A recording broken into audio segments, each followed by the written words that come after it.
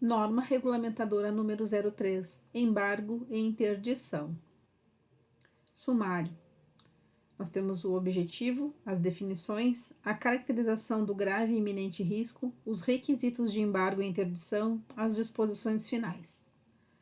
Objetivo. Essa norma estabelece as diretrizes para a caracterização do grave e iminente risco e os requisitos técnicos objetivos de embargo e interdição. A adoção dos referidos requisitos técnicos visa a formação de decisões consistentes, proporcionais e transparentes. Definições. Considera-se grave e iminente risco toda condição ou situação de trabalho que possa causar acidente ou doença com lesão grave ao trabalhador. Embargo e interdição.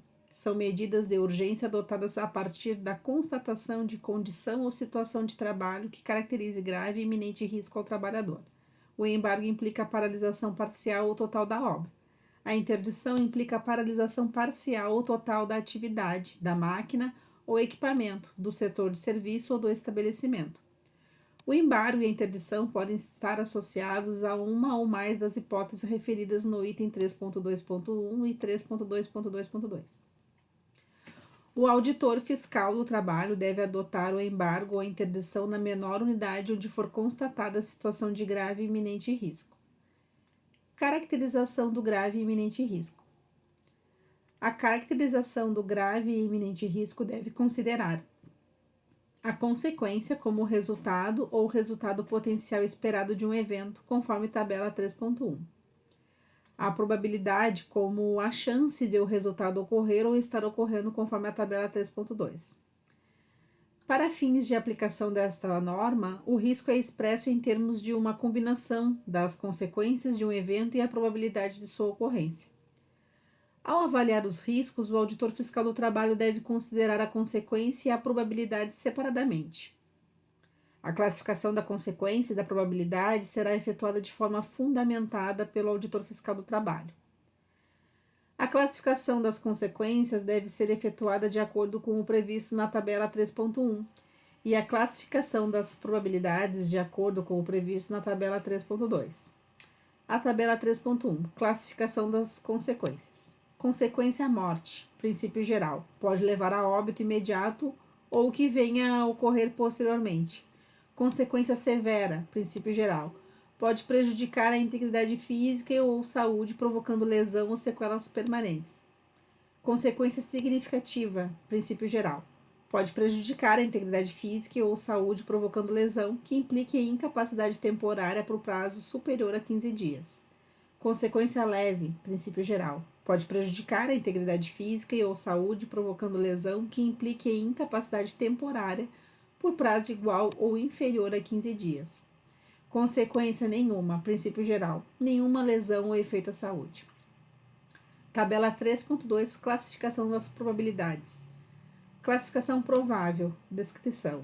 Medidas de prevenção inexistentes ou reconhecidamente inadequadas, uma consequência esperada com grande probabilidade de que aconteça ou se realize. Classificação possível, descrição. Medidas de prevenção apresentam desvios ou problemas significativos.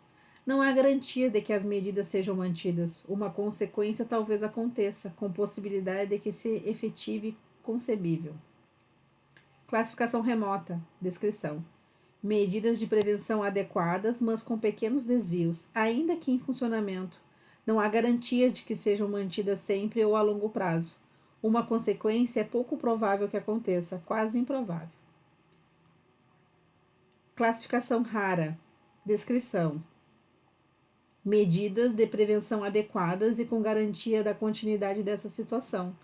Uma consequência não é esperada, não é comum sua ocorrência extraordinária.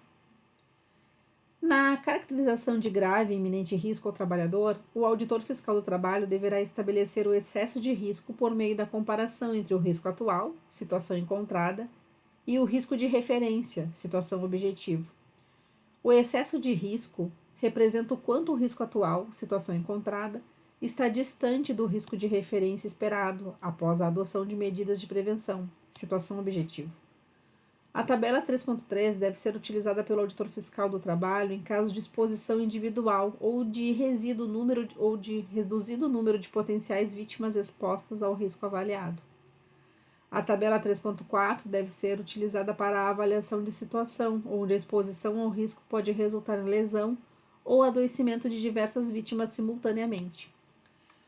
Os descritores do excesso de risco são E, externo, S, substancial, M, moderado, P, pequeno ou N, nenhum. Para estabelecer o excesso de risco, o auditor fiscal do trabalho deve seguir as seguintes etapas.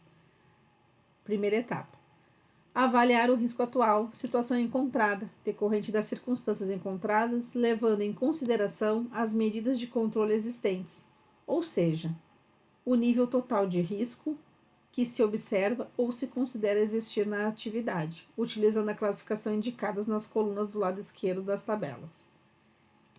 Segunda etapa: estabelecer o risco de referência, situação objetivo, ou seja, o nível de risco remanescente quando da implantação das medidas de prevenção necessárias, utilizando a classificação nas linhas da parte inferior das tabelas 3.3 ou 3.4.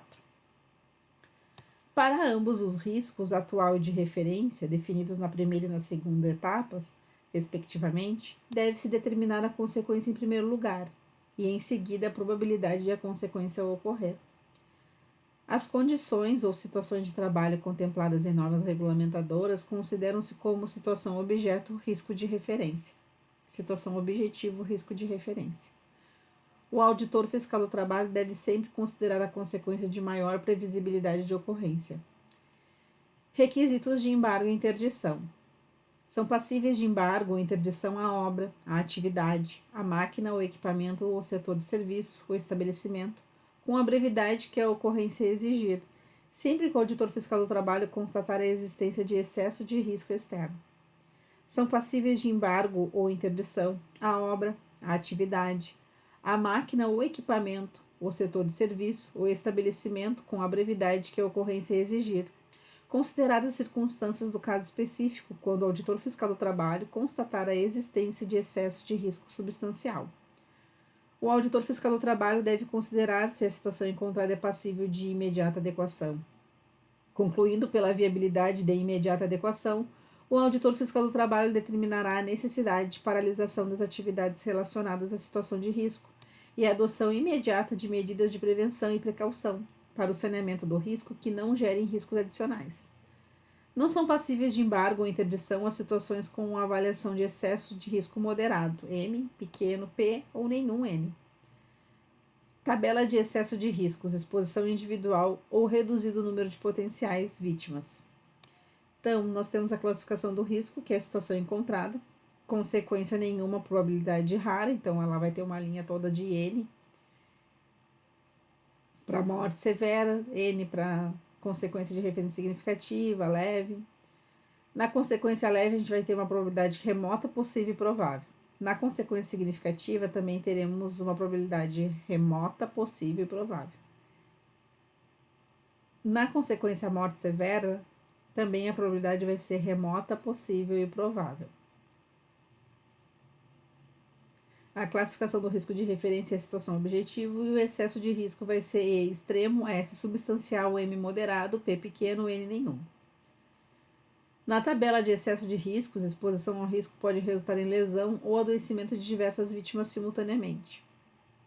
Quando a consequência for nenhuma, a probabilidade vai ser rara. Quando a consequência for leve, a probabilidade vai ser remota, possível e provável.